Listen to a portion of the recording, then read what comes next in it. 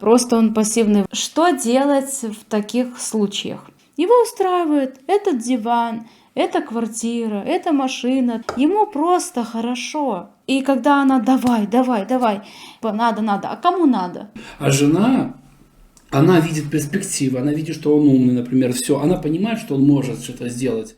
Но он, не хочет. Просто не хочет. А что тогда делать с женщиной такой? Причин может быть много. Может быть у человека депрессия. Может быть то, что в семейной системе место мужчины уже занято. И занято оно женой. Она слишком инициативная, гиперинициативная, что ему остается только лежать на диване. И она даже не понимает, что она поощряет, создает все условия для того, чтобы он лежал на диване. Возможно, просто он пассивный, возможно, разные ценности. Для нее круто это путешествовать, останавливаться в каких-то VIP-отелях, комфорт плюс, чтобы все было шикарно. А для него это просто в палатке поехать. Зачем много денег? Сели в машину, приехали, разложили палатки. Ой, класс, что его полностью устраивает та жизнь, которая есть. И у него нету запроса этой потребности быстрее, выше, сильнее. Его устраивает этот диван, эта квартира, эта машина. Ему просто хорошо. Ему не надо. И тут я просто выбрала человека вот такого. У него такое понятие счастья. Что кусок хлеба тушенкой намазал, вдвоем сел со своей женушкой. О, у нас там есть тушеночка. А для нее, может, нет. А для нее вот я хочу устрицы кушать, хочу отдыхать в самых дорогих курортах, чтобы у меня сумочка была не ниже, чем $500. А для него, вот, я с авоськой могу ходить всю жизнь, к примеру. Они просто разные. Они разные. Ну да, слушай, а что делать тогда? Как разрулить вообще? Я вообще не понимаю. Знаешь, Согласись, смирись просто с тем, что он не превратится завтра в достигатора. Ты достигатор, он нет. Ну тогда претензии с него снять. Конечно, И тогда просто я зарабатываю, я крутая, я движниковая, у тебя хуже, но как бы вот это, в целом тут ты за детьми смотришь, дома и у них может быть очень классный тандем, да. Я однажды услышала хороший вопрос, когда у тебя что-то беспокоит, чью проблему ты сейчас решаешь. Я вот такая говорю, иди туда, иди устраивайся туда. А у него есть такая проблема, а у него нет проблем. Как бы это моя проблема, я хочу больше зарабатывать. И когда я просто успокаиваюсь, принимаю, тогда все абсолютно спокойно, тогда каждый занимается своим делом. Знаешь, я встречал таких мужчин, ему так удобно. Прикинь, ему настолько удобно, его никто не трогает. То есть за него говорят, что делать, он настолько привык или вжился в роль, или изначально так было. То есть есть те, кто не согласны с этим всегда, они прям, и они не знают, что делать. А есть те, кто прям в такой зоне комфорта шикарной, что им ничего больше не надо. Это, скажем, какие-то такие зависимые отношения, но если им обоим хорошо, ей нравится им руководить, скажем так, ему нравится подчиняться, им вдвоем абсолютно комфортно, почему бы и нет. Вот действительно, например, если он там до 40 лет жил с мамой, и все ему подсказывала мама, как гречечку сварить, сколько водички налить, как пододеяльник заправить, ты же носочки поменяй, у тебя ножки потеют. И он привык к этому. И потом встречают такую жену, а для нее это тоже, она свою какую-то потребность таким образом реализует, то почему бы и нет, если их обоих это устраивает, да? Ну вот здесь ключевое, если их обоих это устраивает. Слушай, сейчас жениться или замуж выходить, наверное, вообще страшно. Очень сложно сейчас понять, какой же человек настоящий. Насмотрелись разных курсов, начитались книжек, наслушались советов от чата GPT и прочее. Да. И как сейчас быть? Мне не нравятся просто какие-то моменты, когда всех под одну гребеночку. И может быть какой-то признак, это быть реально red flag. Понять, что все бывает индивидуально. Человек говорит, мы на первом свидании, я тебя пригласил на кофе, 50/50 разделим счет. И кто-то сразу red flag. Может быть, реально у него очень много негативного опыта, когда им пользовались, потом бросали. Бедный студент всю стипендию тратил, до последнего, сам сидел на воде и ролтиках, чтобы ей купить что-то получше, а она потом выбрала просто другого парня, у которого бюджет был побольше, ну и для парня это иногда бывает очень болезненно, такой опыт. И я вот буду проверять, если она меркантильная, она никогда в жизни на такое не согласится. Но в целом реально человек может быть неплохой парень. Даже те, которые его пометят красным флагом, может и правильно, потому что, грубо говоря, никто же не нанимался ему психологом и целителем, целить его душу, лелеять его, пока он переживает боль своей низкой самооценки, поднимать ему самооценку. При этом, как вот клин клином вышибается, сердце сердцем лечится, то, что получено в отношениях, то в отношениях и лечится. И на самом деле можно друг другу, если ты видишь, что у вас схожие ценности, ты видишь потенциал, вы можете оба исцелять друг друга в отношениях. Много сейчас пропагандируют то, что ты в отношения должен вступить максимально таким зрелым, целостным, проработанным. Это все происходит, приобретается через опыт отношений. И он бывает негативный, который ранит, но также он бывает и положительный, когда меня не отвергли, когда меня не раскритиковали, когда меня приняли таким, какой я есть, какая я есть. И это как раз-то нас исцеляет. И то, что было там получено в одних отношениях, в других отношениях может быть исцелено. Вот как в нашем случае. Ты такой говорил: мне очень приятно, что я не успел еще ничего так сделать, как-то, как бы глобально как-то поухаживать за тобой, потому что это подкрепило мою уверенность, что тебе нужен именно я. Вот, что не нужно тебя завоевывать. Девушка могла бы услышать это и такая: это что получается? Все другие девушки получали подарки, а я их как бы вот такая вот. Получается, я что-то продешевила. Вот, типа, да, может быть так.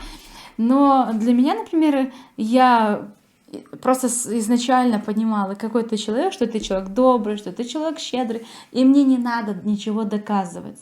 Мне не нужно, чтобы ты показывал, какой ты. Я понимаю, какой ты, и я хочу с тобой быть в отношениях. Поэтому давай с тобой быть.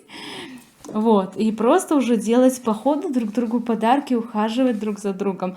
Но не так, что я вот буду занимать какую-то позицию, например, 3 месяца там держать на дистанции, а ты в это время подари мне Cartier, подари iPhone, еще что-нибудь, оплати какой-нибудь мой кредит, что-то сделай. И я такая уже: мы перешли, Виталик. Такая, знаешь, типа посчитала смету. Так, перевалила за 10 тысяч. О, это та сумма, на которой можно перейти на следующий уровень. Дорогой, поздравляю тебя. Вот. Можно было бы так, но я просто понимала, что вот у тебя был негативный опыт, как раз когда девушки больше всего фокусировались на каких-то материальных благах, которые они могли от тебя получить. А мне нужно было твоя снисходительность, твоя доброта. Вот твои эти качества, я понимаю, что мне они нужны, чтобы я исцелилась. Вот поэтому мне нужно. Меня iPhone не исцелит, сумочка Cartier, что я там, типа, свою ценность за счет этого повышать. Это как же есть компенсация чувства собственного неполноценности. Мне это не помогает, я не чувствую себя счастливой. Мне нужно, чтобы ты выбрал меня. И когда ты выбираешь меня каждый день, вот это для меня важно. И когда мы еще во всем этом делаем друг другу приятно, вот это приятный очень бонус. Так что, знаешь, наверное, правильно, вот red флаги, возможно, правильно поднимать эти темы для людей, у которых нету там глобального опыта. Вот я могу сказать, вот, типа, если у меня red флаг, у меня есть red флаг, например, один из таких вот ярких, если человек проявляет жестокость к животным. То есть он при мне, не при мне способен пнуть ногой собаку, например, или еще какую-то. Для меня это red флаг. Значит, человек склонен к жестокости, и причем обижать беззащитного. Да, он может сказать, да, я бью собак, но я людей никогда не бил. Но мне все равно не нравится. Я уже буду знать, что он может сделать больно живому существу, вот причинить такую боль. И я не хочу. Это я не говорю о том, что мы живем в деревне, и он забил свинью. И я такая, о. Хотя, конечно, звучит как двойные стандарты. Свинью можно, собаку нельзя. Ну, как бы одно дело, когда там Я понимаю, про что ты. продукты, да, и что, ну, добыча еды, а вот про какую-то неоправданную жестокость. Видишь, когда тебя выбирают, как ты говоришь, каждый день, для меня было так непривычно, что ты меня просто выбрала, и все. И я вижу, что ты выбираешь реально меня каждый день. Я не знаю, вот неужели вот так можно было бы жить? Можно так жить. И каждый день думаю, что вот оказывается можно, ну мы же живем. Я никогда не мечтал даже, Да. что вот так можно жить. И я хочу сказать, наверное, даже для тех, кто прям уже думает, все, ничего не все. И при этом я скажу, что этот выбор, я не опираюсь на чувства, на эмоции, такая, что-то чувствую сегодня как-то, какого-то, я не чувствую эмоционального всплеска, может быть, уже все, любовь прошла, а может быть, мы вообще не пара. Самое страшное, что может быть, это когда, вот, скажем, ну, все нормально, но я придумываю в своей голове все время проблему, потому что я привыкла жить в проблемах, привыкла качаться на эмоциональных качелях, и мы, ой, все, у нас там, мы там расстаемся, например. Я понимаю, какой ты человек, почему я тебя выбрала. И самое важное, что я еще ценю то, что ты надежный. Это для меня колоссально важно. И я понимаю, что я выбираю и всегда буду выбирать себя.